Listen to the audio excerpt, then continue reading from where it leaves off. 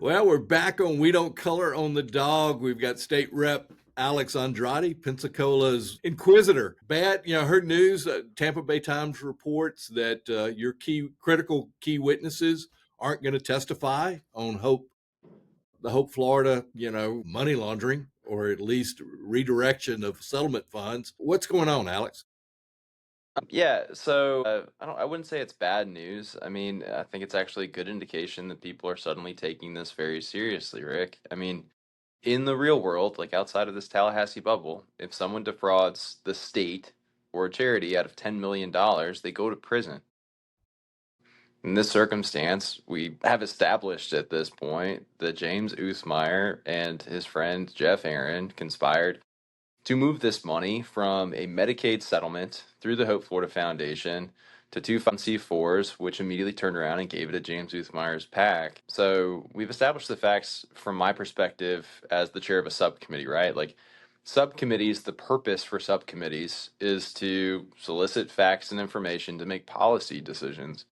Like I said, like I'm not the federal prosecutor, I'm not the FBI or the Department of Justice. The only way I can fight public corruption from my seat as the chair of a subcommittee is to come up with policies to make sure this type of activity doesn't happen again, or potentially seek some type of financial restitution in the way of like withholding funds from certain entities. But yeah, so with these folks not showing up, it could have devolved into an even bigger spectacle than the governor's making it right now. And I just didn't want that to happen. So I laid out the facts that we've established to this point in the committee today.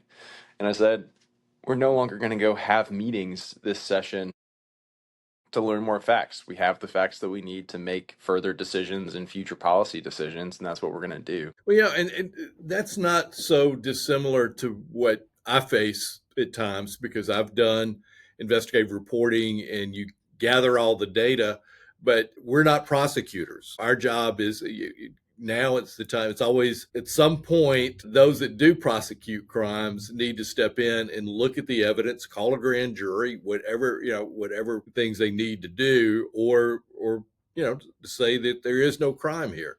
Have you had any contact from the U.S. Attorney's Office? Yeah, I've spoken with someone from the U.S. Attorney's Office, but like, I'm not going to be told, like I'm not going to be brought in on an investigation. Mm-hmm. I know they're looking at it. I wouldn't necessarily call it, I wouldn't say what I know is like an investigation's been officially opened or anything, but I'd be shocked at this point, given all the information that's come out in the public, if they're not looking at this intently right now. Now, are you pretty much finished with your committee hearings? Do you have anything before you? We're a week away or so from the official deadline for the session. What else is for your committee?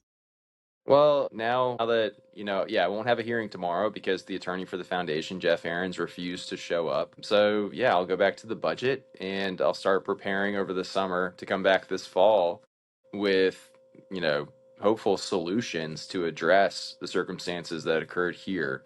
There's no excuse for this type of misappropriation of Medicaid money. There's no justification for what they did in this circumstance. And we'll have to go address it, starting next session. It'll be some of the first things I work on the beginning of next session. Okay, Alex, thank you for coming on this morning. Yeah, I'll be honest. I was looking forward to the testimony. We had it all set up, and of course, I But can understand them not there, wanting to be there. But yeah, both of these individuals that were invited today, they are implicated in lying to the foundation to extract $5 million grants that they then used for immediate political purposes. Um, so I don't blame them for not wanting to implicate themselves further. Um, you know, uh, so no, it makes sense, and it's actually comforting to see them taking this more seriously than they have been to date. Good point, Alex. Thank you so much for coming on. Thank you. All right, take care. About that.